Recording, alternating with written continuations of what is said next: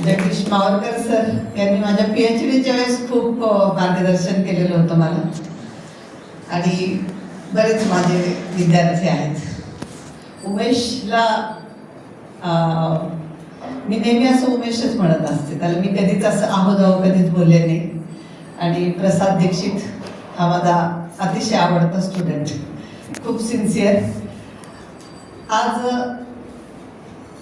बऱ्याच लोकांना असं वाटलं असेल की काय विषय बाबा हा, प्रकृती विज्ञान काय आहे. तर आपण इथे जेवढे सगळे लोक बसलेलो आहोत ना, त्यांची एक प्रकृती आहे.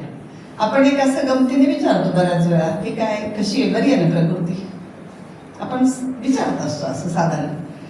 परंतु या प्रकृतीला होमिओपॅथीमध्ये टेम्परामेंट म्हणतात, आयुर्वेदामध्ये प्रकृती हा बेस आहे.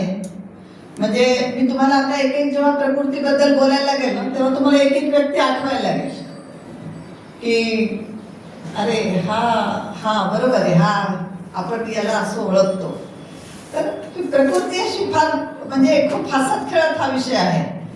आणि मग त्याच्याशी योग कसा जोडला जातो.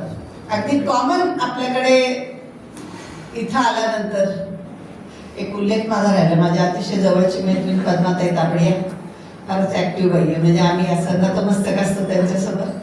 पद्माताईंना म्हणजे एक मैत्रीण म्हणून आदरपूर्वक नमस्कार.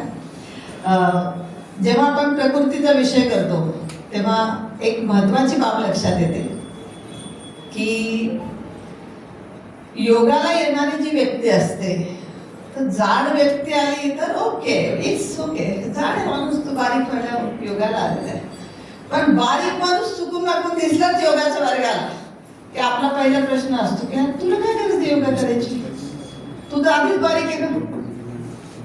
पण नेमकं जाड बारीक मध्यम मध्याच्या सगळ्या लोकांना एक आयुर्वेदामध्ये त्रिदोष असं म्हटलं जातं.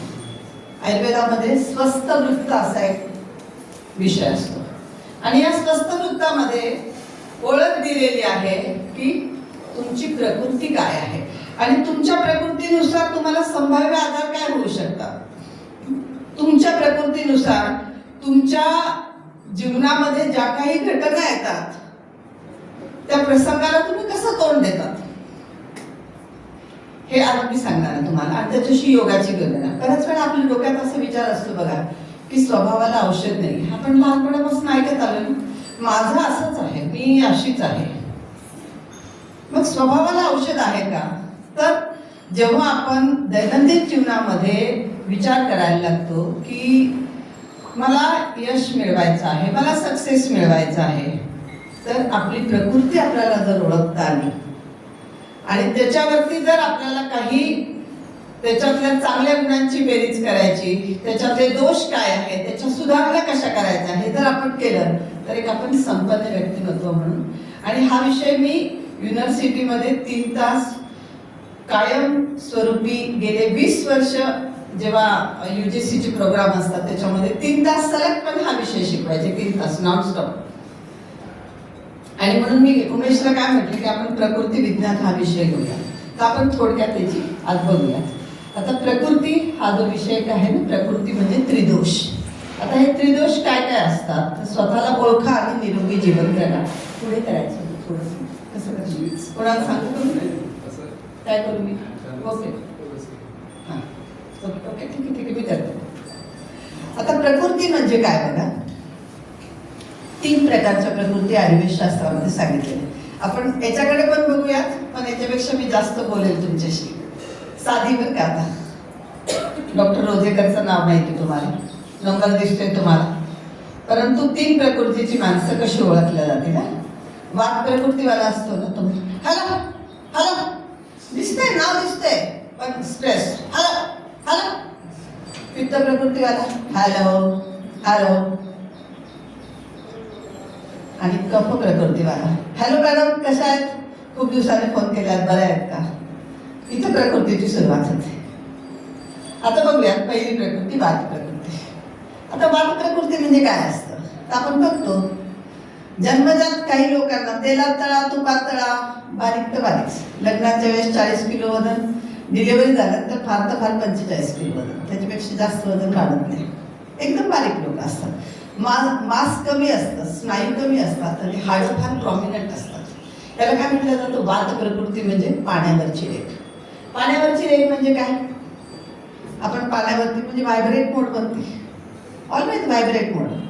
काही बोला त्यांना आधी, हॅलो कसं होईल, जमेल का मला गाडी चाल. माझी खूप चांगली मैत्रिणी ना IPS आहे आणि विमानवरती गेलो की मला अशी पक्क पकडते. IPS ना कसं आणि चालू पालतू पडलं तर काय व्हायचं? वात प्रकृती एकदम सरसरीत बांधायची, कायम स्ट्रेस म्हणजे रोज सुरत व्हायचे असं असतं. ही पाण्यावरची रेख असते. अस्थिर असते पर्सनॅलिटी, म्हणजे कायम डोक्यात विचार. म्हणजे मी असं खूप वेळा माझं लेक्चर चालू असताना विचारते, हा का तर ज्या काय आहे ते कुठतरी जमलेले असतात तोपर्यंत. ही अस्थिर प्रकृती असते. पाण्यावर काढलेली रेख म्हणजे काय असतं की पाण्यावरची रेख टिकत नाही जास्ती वेळ. या लोकांना व्यवसायामध्ये फार प्रॉब्लेम येतो. एखादा व्यवसाय करायचं म्हटलं ना की यांची सुरुवातच कशी होते, जमेल का नाही, लोक नाही झाले तर काय करायचं, आणि मग आपल्याला काही झालं तर काय, म्हणजे गर्भसंस्कारचा क्लास हो आणि एखाद्याला असं काही झालं तर काय करायचं, ते प्लॅसेंटा लो लाईन असतो, मग आपण एखादं आसन सांगितलं तर, म्हणजे निगेटिव्ह आधी थॉट्स त्यांच्या मनात. ही अस्थिर प्रकृती असते. त्याच्यानंतर काय असतं यांच्यामध्ये की एक मिनिट आधी एवढं सांगून देते.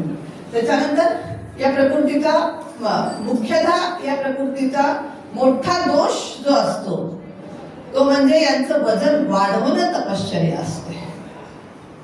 ही पहिली प्रकृती. याच्यामध्ये साधारणपणे स्वभावामधला दोष जो असतो तो म्हणजे कृतज्ञ असतात. हे थोडे नकारात्मक प्रकृती असते थोडीशी. दुसरी आयुर्वेद शास्त्राप्रमाणे पित्त प्रकृती सांगितली. आपण आधी ओळख करून घ्या, नंतर लक्षणं पुन्हा सांगते तुम्हाला. दुसरी प्रकृती असते पित्त प्रकृती. पित्त प्रकृती म्हणजे काय असते की वाळूवरची रेग असते. डोकं लवकर गरम होतं, फार इमिजिएट रिएक्शन, इमिजिएट. वात प्रकृतीवाली माणसं काय करतील, मॅडम मी बोलले असते पण, मॅडम मी बोलले असते पण पण पण पण पण घुसमट आयुष्यभर. पित्त प्रवृत्ती एक्सपोज होते लगेच, एका मिनिटात रिॲक्ट. आत्ता इथं लगेच, वेळ नाहीच. तू फोन का नाही उचलला याचं उत्तर ते मागतो. तू किती का कामात असेल पण फोन का नाही उचलला हे. आणि वात प्रवृत्तीवाली काय करेल, जागेवर विचार करत असेल, का बरं फोन नसेल विचारला, तिला मला डाळायचंच असेल का, काहीतरी असं असं असतं. आणि पित्त प्रकृती एक्सपोज होते, ही लगेच प्रतिक्रिया देते आणि त्यांच्या भावनांची अभिव्यक्ती त्वरित होते. तिसरी प्रकृती असते कफ प्रकृती. कफ प्रकृती म्हणजे दगडावरची रेख. मोडेल पण वागणार नाही, नो एक्सक्यूज. म्हणजे खूप अभिमानाने लोक मला सांगतात की मॅडम ती बाई गेली, तो बाबा गेला, पण आपण बोललो नाही बाबा, आपल्याला जमतच नाही. ही कफ प्रकृती. आता मला सांगा तुम्ही की हे 3 दोष सांगितलेले आयुर्वेदामध्ये. वात प्रकृती म्हणजे पाण्यावरची रेख, पित्त प्रकृती म्हणजे वाळूवरची रेख आणि कफ प्रकृती म्हणजे दगडावरची रेख. आता बघा मी तुम्हाला सांगते, वात प्रकृती मी काय सांगितलं, छोटी चण सांगितलं. छोटी चण बारीक असतात ते लोक, इथूनच बारीक असतात. पित्त प्रकृती म्हणजे काय असतं, मधली चण असते थोडी, म्हणजे फार जाडही नाही फार बारीकही नाही. आणि कफ प्रकृती म्हणजे आपल्या योगाला परफेक्ट लोक, कुठूनही जा कुठेही जा परत वजन कमीच होत नाही. थोडे दिवस झालं कमी कसं तरी, सोडला योगा की परत थोडंसं ना मॅडम लग्न खूप चालू आहे त्याच्यामुळे ते चालूच आहे. मग कफ प्रकृतीवाल्यांचा योग वेगळा असेल, पित्त प्रकृतीवाल्यांचा वेगळा असेल, वात प्रकृतीवाल्यांचा वेगळा असेल.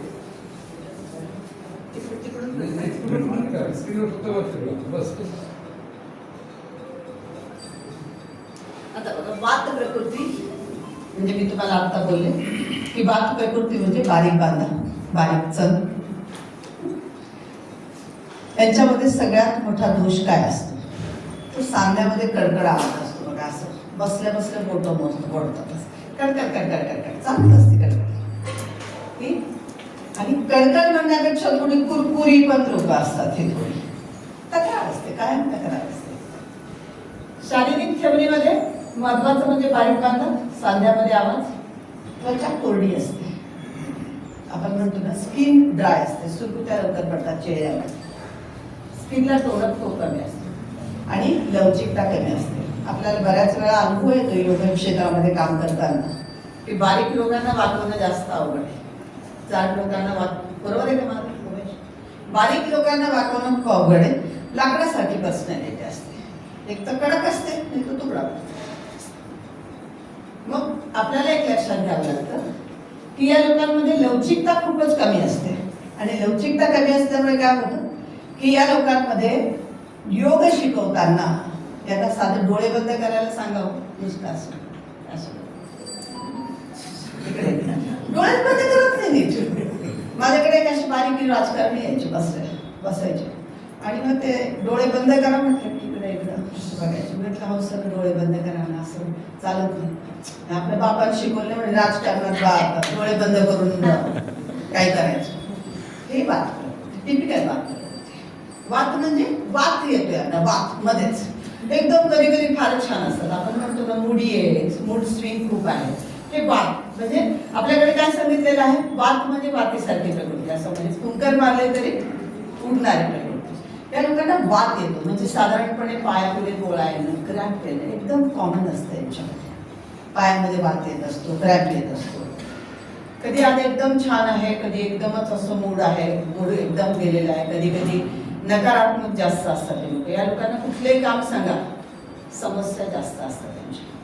मॅडम तुम्हाला माहिती आहे का मी किती लांबून येते, किती किती आज आणि माझी रस्त्यात गाडीत बंद पडली, मी निघाले हो लवकर पण पाऊसच आला, रस्त्यामध्ये कुत्रे चाले. हे खूप कॉमन असतं बरं का आमच्या योग क्षेत्रामध्ये. आम्ही जेव्हा असिस्टंट ठेवतो ना, सहशिक्षक ठेवते, त्याची ही वात प्रकृती म्हटले की हे असतं, हो सकाळी सकाळी कुत्रे चालणार आले म्हणे की तुम्हाला काय माहिती मॅडम, तुम्ही तर काय कारमध्ये येता, अशी गमत असते. हे वात प्रकृती आणि कारण खूप सांगत निगेटिव्ह एकदम आले तर कोणी डोळ्यासमोर लोक बरोबर डोळ्या येतात डोळ्यासमोर. या लोकांचा खाण्याचा जो भाग असतो ना, असं ताट भरून छान खात नाही, असं असं खात ताट भरून छान खाल्लंय असं नाही. आपल्या ज्ञानेश्वरीमध्ये श्लोक आहे सगळ्यांना माहिती आहे, त्याच्यावर ज्ञानेश्वर आहारशास्त्र चालू आहे. अन्न तारी अन्न मारी अन्न नाना विकारी. या लोकांचं खाणंच तुरट आणि आंबटच त्यांना आवडतं, त्याच्यामुळे त्याच्या चेहऱ्यावरती स्माईल फार कमी असतं. म्हणजे मी असं खूप वेळा म्हणते की यांना हसवून दाखवलं ते एखादा बक्षीस, हसवतच नाही कधी पहा. तुरट आंबट यांना खूप आवडतं, हा आहाराचा भाग आहे हा. त्याच्यानंतर त्यांना भीती खूप वाटते कुठल्याही गोष्टीची. म्हणजे जसं मी तुम्हाला म्हटलं ना, वरती विमान गेल्यानंतर पालथं पडलं तर काय व्हायचं, भीती. गाडी चालवायची तर झाला तर ऍक्सिडेंट तर काय करायचं, भीती भीती प्रचंड भीती, सगळ्या गोष्टीची भीती वाटते आता. त्याच्यानंतर काय असतं, आत्मविश्वासाचा अभाव असतो. म्हणजे एखादं मी काम करून दाखवेल, खाली तिथं पाणी काढेल अशी वृत्ती नसते याची. त्यांना भीती वाटत असते. म्हणजे बिझनेसमध्ये तर फार प्रॉब्लेम येतो. त्यांना बिझनेस करायला सांगितलं की आपण बघतो वाद प्रकृती आहे. म्हणजे आमच्याकडे ना खूप पेशंट असतात असे की आज रोजेकर मॅडमकडे, दुसऱ्या दिवशी उमेश दरकडे, तिसऱ्या दिवशी काळवणी सरांकडे, चौथ्या दिवशी आणखीन कोणाकडे. हे बदलणारे असतात, त्यांची वाद प्रकृती फिरणारे पेशंट असतात. मी तर म्हणजे गॅरंटीने सांगत असते की हे फिरणार आहे, काय काळजी न्यायची, आपल्याला काही प्रॉब्लेमच नाही, फिरणारा पेशंट आहे. हे वाद प्रकृतीवाले लोक असतात. त्याच्यानंतर त्याच्या स्वभावामधला दोष, मोठा दोष असतो हा, कृतज्ञ असतात. आपण काय करतो बघा, एखाद्या व्यक्तीने आपल्याला मदत केली तर आपण काय करतो, डोक्यात ठेवतो, अरे मला खूप मदत केली त्याने, मला खूप मदत केली, माझी त्यांच्यामुळे मी उभी आहे, त्यांच्यामुळे मी स्टँड आहे. पण हे लोक त्याच्यात काय एवढं, आमची फीस घेतली होती योगाची, फुकट थोडी शिकवलं आम्हाला, कृतज्ञ. हे नाही कोणाला ॲप्रिशिएट करणारच नाही, हा मोठा दोष आहे. त्याच्यामुळे माणसं जोडण्यामध्ये ही लोक फार कमी पडतात. माणसं जोडू शकत नाही जास्त, त्यांना फार मित्र मैत्रिणी फार कमी असतात. हा वात प्रकृतीचा दोष आहे. आता आयुर्वेदामध्ये ना ही प्रकृती थोडीशी निकृष्ट दर्जाची सांगितली जाते. म्हणजे या लोकांमध्ये योग जर शिकवला तर यांच्यामध्ये बरेचसे चेंजेस होऊ शकतात मानसिक पातळीवर. आणि म्हणून मी नेहमी म्हणत असते ना की वात प्रकृती हे आमचं मेन टार्गेट असतं की याची पर्सनॅलिटी बदलायची, याला आम्हाला स्टँड करायचं आहे, ही वात प्रकृती असते. त्या लोकांमध्ये मी आता बोलले तसं आहारामध्ये यांना तुरट आंबट असं पदार्थ आणि कोरडे पदार्थ असतात. असं छान भात वरण असं खाणार नाही, असं नुसतं वरण जरी खाल्लं तरी भाजी जरी खाल्ली तरी अशी कोरडी कोरडी खाणार ते. असं छान सजवून ताट वगैरे घेणार नाही, असं फारच वाकडं तोंड करून. म्हणजे आम्ही ना असं आमच्या ह्याच्यामध्ये थोडंसं गंमत म्हणून सांगते की मी ना इथं डॉक्टर जगदीश शिरेवाड सरांना बोलवलं होतं बरेच वर्षापूर्वी. तर सरांनी वात प्रकृतीचं वर्णन फार छान सांगितलेलं होतं. या लोकांचे इनकमिंग फ्री असतं, आउट गोईंग डिफिकल्ट असतं. लक्षात येते? आउट गोईंग डिफिकल्ट असतं आणि सारखे मिस्ड कॉल येत असतात. जेवतात व्यवस्थित पण कॉन्स्टिपेशनचा प्रॉब्लेम असतो आणि गॅसेस सारखे होत असतात. तर आम्ही त्याला म्हणतो incoming free, out going difficult आहे आणि सारखे मिस्ड कॉल येतात. हा यांचा प्रॉब्लेम असतो. आणि म्हणून वात प्रकृतीच्या लोकांमध्ये योग आपल्याला खूप चांगल्या पद्धतीने योगाचा उपयोग आपल्याला वात प्रकृतीच्या आपल्याला पडतो की ही प्रकृती बदलता येते का. अगदी प्रामाणिक उत्तर जर आपल्याला द्यायचं झालं तर आपण लहानपणापासून रट्टून शिकलेले आहोत स्वभावाला औषध नाही, बरोबर आहे. पण प्रकृतीचा अर्थ आम्ही काय सांगतो की ज्याच्यामधनं स्वभाव, स्वतःचा भाव ज्यामधून प्रकट होतो ती प्रकृती. आपण एखाद्याला म्हणतो हो तिचीच माझी वेवलेंथ जुळती, त्याचीच माझी वेवलेंथ जुळती असं का म्हणतो. तर आपल्याला एखाद्या प्रसंगातून तो माणूस समजतो आणि मग आपल्याला वाटतं की नाही ते त्यांची माझी, मला ते मी फार ॲप्रिशिएट करते त्यांना. तर हा स्वभाव आपल्याला बदलता येतो का, हा बेसिकली प्रश्न असतो. आणि मग या स्वभाव बदलण्यासाठी आपल्याला योग साधना करावी लागते. आता खूप वेळा काय होतं माहिती आहे का, एखाद्या योगाचा वर्ग आपण करतो आणि आपल्याला असं वाटतं की चला छान आपलं सगळं छान झालेलं आहे. पण योगामध्ये आपण काय सांगतो, योग साधना, म्हणजे त्याच्यामध्ये सातत्य पाहिजे. सातत्य योग असेल तरच, it's a part of your lifestyle असं जर केलं तर आपल्याला त्याच्यामध्ये.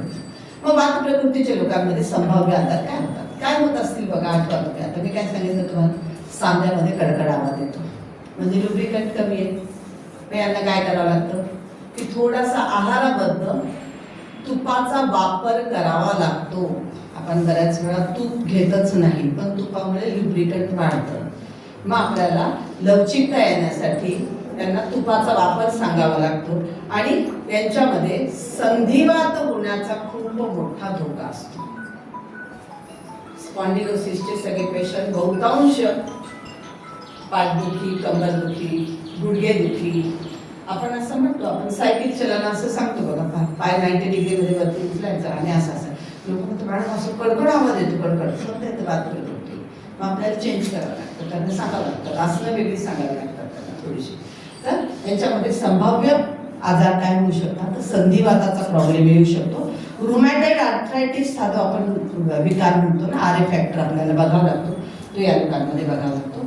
पाठदुखी यांच्यामध्ये कॉमनच असते, कारण स्ट्रेस लेवल खूप हाय असते या लोकांची. सतत चिंता असते यांच्यामध्ये, सतत चिंता, काय होईल कसं होईल, काय होईल कसं होईल. वरात निघायला लंडनला बघितलं कसं काय,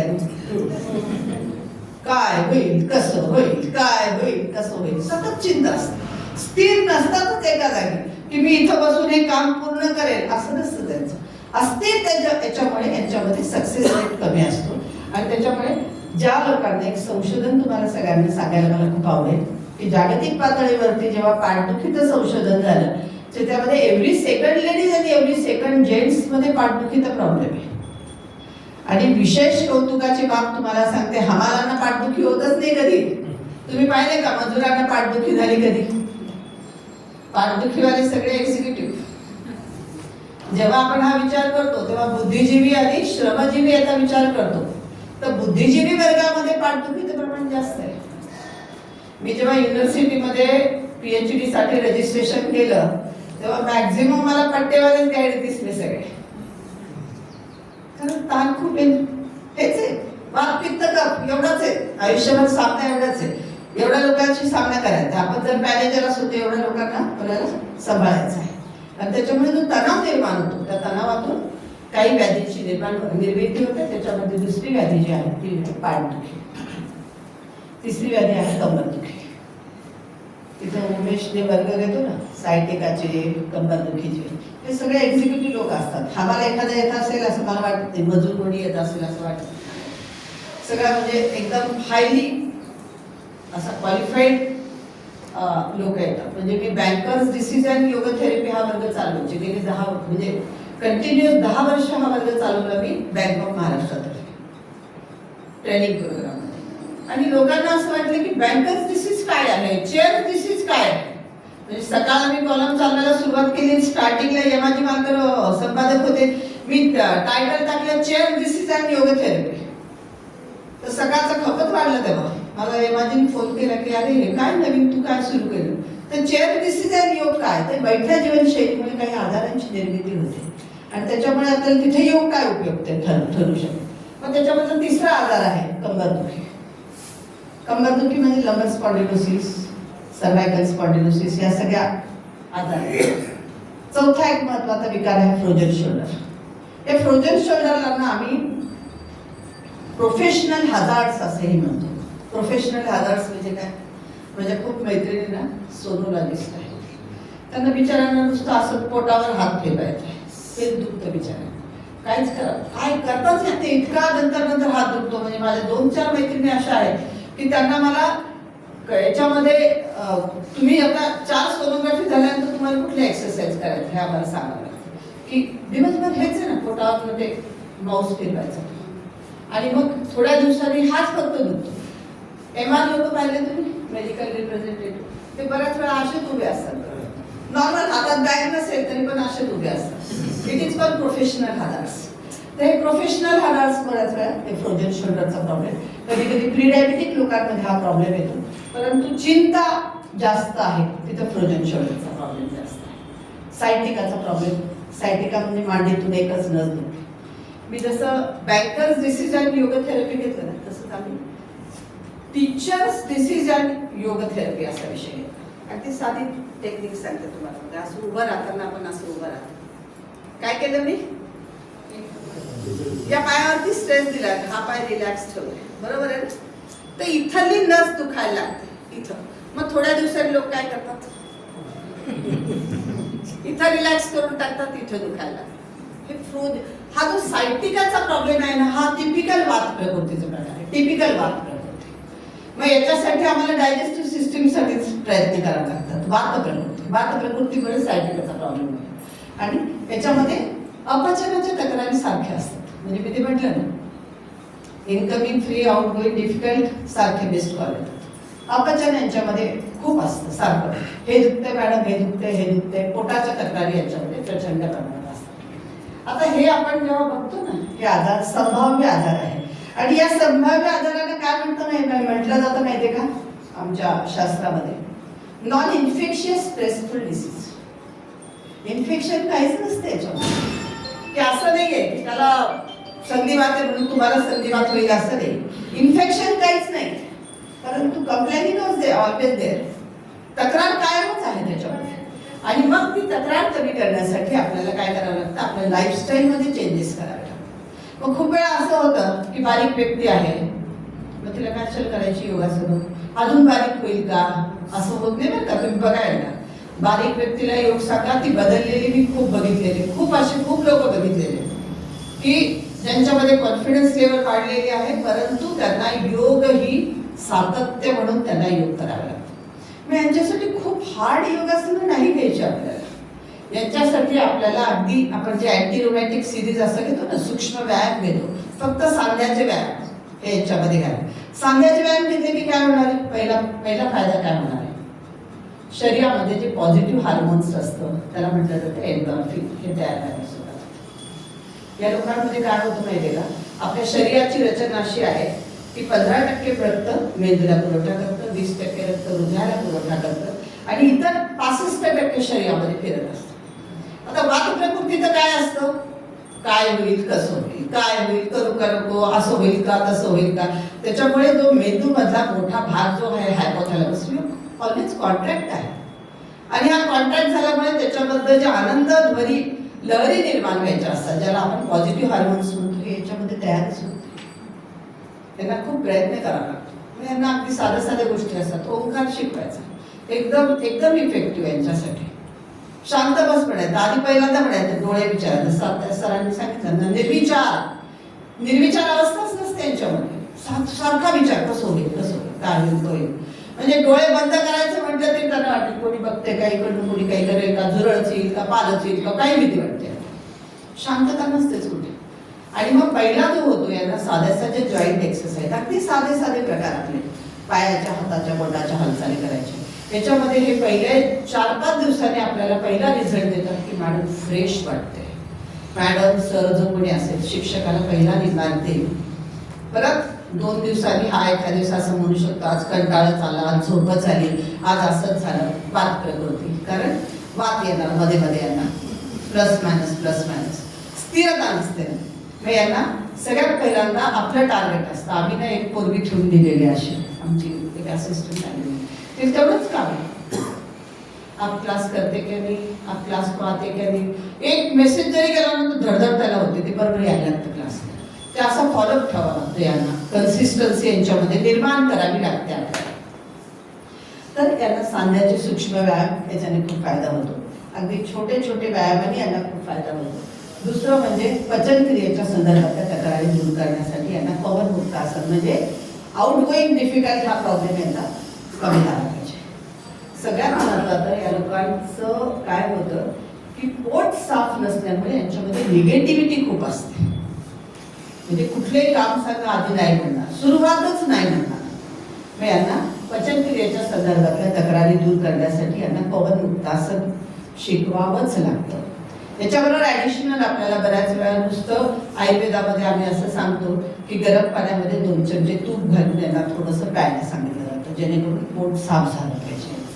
हा दुसरा म्हणजे पवनमुक्तासन याच्यामध्ये करावं लागतं. जेव्हा पवनमुक्तासन करतो म्हणजे पोटावरती दाब येतोय म्हणजे आपल्याला नंतर भुजंगासन करावं लागणार आहे. दाब दिला की ताण द्यावा लागणार आहे.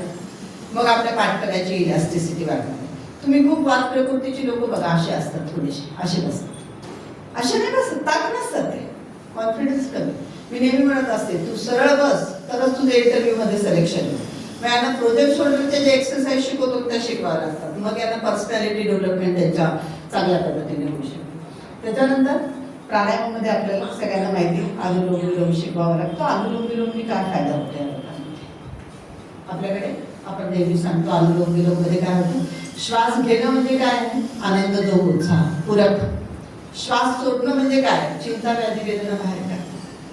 मग आपल्याला अनुलोम विलोम मध्ये यांना प्रामुख्याने जेवढा लांब श्वास घ्याल तेवढा लांब श्वास सोडायला सांगावा लागतो. म्हणजे ऑक्सिजन जेवढा घ्याल त्याच्या दुप्पट कार्बन डायऑक्साईड सोडा. मग यांना फायदा होतो. म्हणजे पॉझिटिव्हिटी जेवढी घ्याल त्याच्यापेक्षा निगेटिव्हिटी जास्त बाहेर काढा तर फायदा होतो. म्हणून अनुलोम विलोम करावा लागतो. दुसरा म्हणजे उद्यान बंद म्हणजे पचनक्रियेच्या संदर्भातल्या तक्रारीमध्ये आपल्याला पोटाच्या स्नायूंना टाईटली काढण्यासाठी पचनक्रिया व्यवस्थित होण्यासाठी उद्यान बंद शिकवावं लागतं. आणि सगळ्यात महत्त्वाचं त्याने योगनिद्रा शिकवावं लागतं. मी असं खूप वेळा योग शिक्षकांना चॅलेंजिंग सांगत असते की जर तुम्हाला वात प्रकृतीच्या लोकांना स्थिर करता आलं तर तुला योग चांगला जमला. नंतर स्किल डेव्हलपमेंट आहे याच्यामध्ये. म्हणजे आपल्याला खूप वेळा वाटतं की जास्तीत जास्त हालचाली करणं म्हणजे योग, पण प्रकृतीनुसार योगाभ्यास जर शिकवला तर त्याचे रिझल्ट चांगल्या पद्धतीने आपल्याला मिळतात. आणि म्हणून या लोकांना योग निद्रा किंवा शिथिलीकरण तंत्र असं आपल्याला शिकवावं. मला असं वाटतं की तुम्हाला सगळ्यांना बिहार स्कूल ऑफ योगचा एक किस्सा माहीत असावा की बिहार स्कूल ऑफ योग मध्ये 1968 मध्ये एक घटना अशी घडली की तुरुंगामध्ये कैद्यांचं प्रमाण जास्त वाढलं आणि बाहेर लोक कमी राहिले. मग जेलरने असं सुरुवात केली की जेलरला अशी स्वामी सत्यानंद सरस्वती ना अशी विनंती करण्यात आली की स्वामीजी इन लोगों का मानसिक पुनर्वसन करने के लिए आपके पास कुछ योग है क्या.